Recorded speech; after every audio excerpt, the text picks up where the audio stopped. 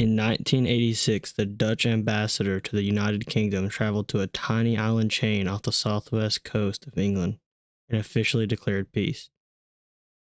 People celebrated. The war that they were ending started in 1651. But here's the thing.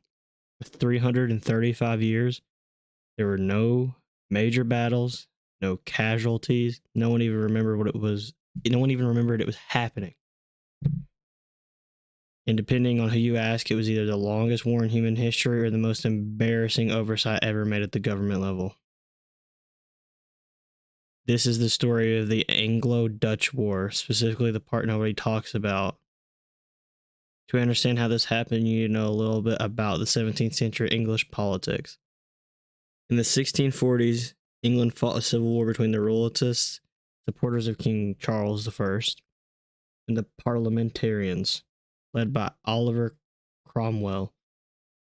The Parliamentarians won. Charles I was executed. Cromwell took over. The Royalists who survived scattered across Europe.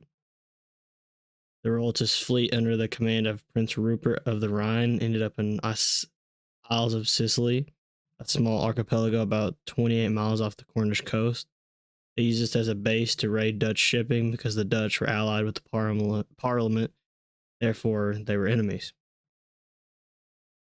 The Dutch were kind of pissed about having their ships raided, and they sent an admiral named Martin Tromp. Sorted out, I don't know if I'm saying that wrong, but Tromp sailed to the Isles of Sicily in 1651 and demanded reparations for the Royalists. When they refused, a tense standoff began. The Dutch fleet actually ended up taking fire and losing a few ships to the Royalist defenses, prompting Tromp to do what they thought was right. He declared war on the Isles of Sicily. He declared war on a small group of islands with a total population of just over a few thousand people. Then, before any massive invasion began, the Parliamentarians' forces arrived, defeated the Royalists, and took control of the islands. Tromp had no one left to fight. He sailed home, and they forgot to end the war. There was not a peace treaty signed, nothing.